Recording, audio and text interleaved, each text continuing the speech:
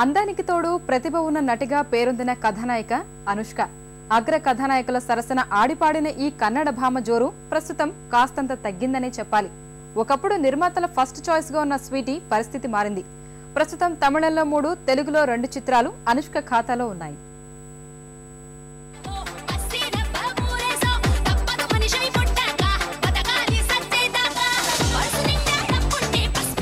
Super తో టాలీవుడ్ లో తెరంగేట్రం చేసిన కథానాయిక అనుష్క. అగ్ర కథానాయకుల సరసన వరుస అవకాశాలు కొట్టేసిన ఈ భామ అతి తక్కువ కాలంలో తనకంటూ ప్రత్యేకంగా అభిమానుల్ని సంపాదించుకుంది. ఆ తర్వాత అరుంధతితో ఒక్కసారిగా టాలీవుడ్ జేజమ్మగా గుర్తింపు పొందింది. నన్ను చంపి ఈ సమాధిలో కుళ్ళపెట్టిన నిన్ను వదల పొంగాలి, వదల.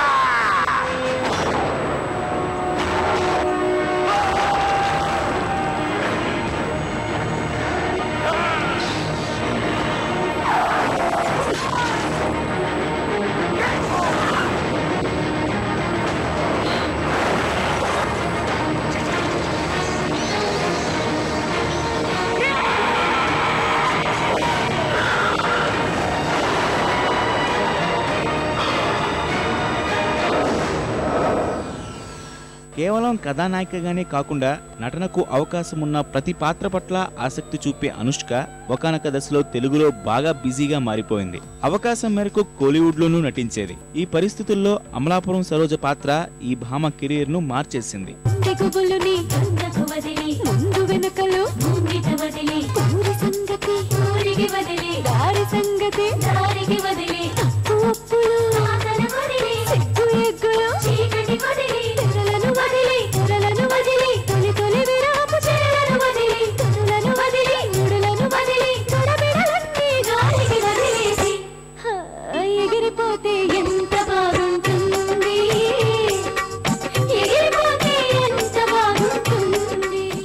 వేదం తర్వాత అనుష్క కెరీర్ గ్రాఫ్ తీరే మారిపోయింది. పంచాక్షరి, కలేజా, నాగవల్లి, రగడ ఇలా అన్ని చిత్రాలు ఆమెకు నిరాశనే మిగిల్చాయి. ఫలితంగా అవకాశాలు సైతం సన్నగిల్లాయి. కొత్త కథానాయికలు సత్తా చాటుతుండడం టాలీవుడ్ లో అనుష్క పేరు 2వ వరుసకు చేరింది.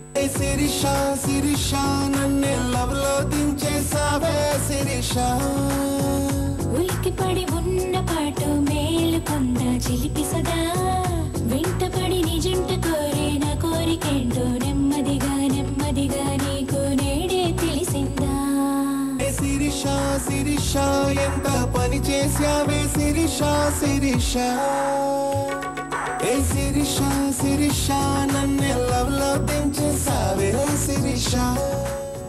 తెలుగులో అవకాశాలు సన్నగిలడంతో కోలీవుడ్ కు వెళ్లిన అనుష్కకు అక్కడి దర్శక నిర్మాతలు ఎర్రతివాచి పరిచారు.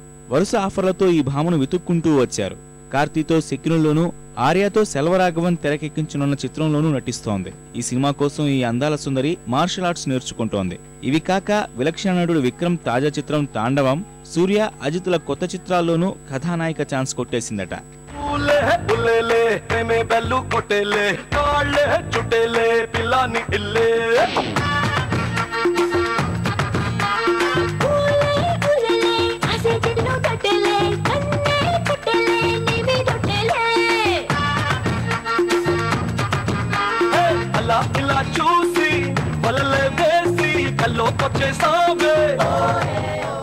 ప్రస్తుతం తెలుగులో నాగార్జున డమురుకం, ప్రభాస్ హీరోగా కొరటాల శివ దర్శకత్వంలో తెరకెక్కనున్న వారధిలోనూ నటిస్తోంది.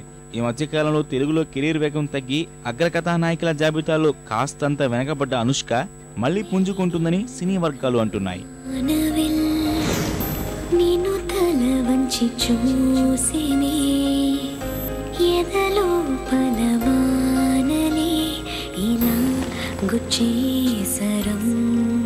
నువ్వు నన్ను చూడగా